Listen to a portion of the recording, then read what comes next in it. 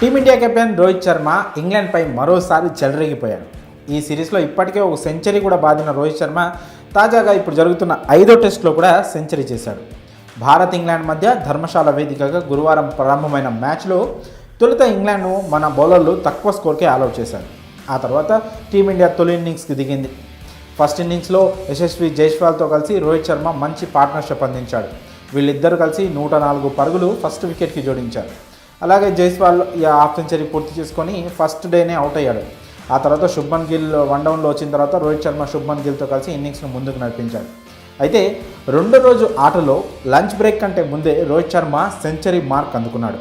154 బంతుల్లోనే 13 ఫోర్లు 3 సిక్సర్లతో సెంచరీ పూర్తి చేశాడు. ఇక లంచ్ బ్రేక్ తర్వాత కొద్దిసేపటికే అవుట్ అయిపోయాడు. బెన్ స్టోక్స్ బౌలింగ్లో మంచి బాల్కి బౌల్డ్ అయిపోయాడు. మొత్తంగా ఒక 162 బంతులాడి 13 ఫోర్లు 3 సిక్సర్లతో 103 పరుగులు చేసి రోహిత్ అవుట్ అయ్యాడు. అయితే ఈ సెంచరీతో రోహిత్ ఒక మంచి రికార్డును సాధించాడు.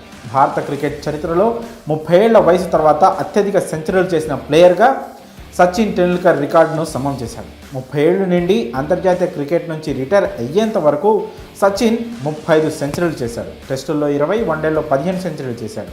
2003లో అనుకుంటా సచిన్కు 30 ఏళ్ళు నిండాయి. అప్పటి నుంచి 2013లో అంటే తాను రిటైర్ అయ్యేంత వరకు 35 సెంచరీలు చేశాడు. ఓవరాల్గా సచిన్ ఖాతాలో 100 సెంచరీలు ఉన్న విషయం అందరికీ తెలిసిందే.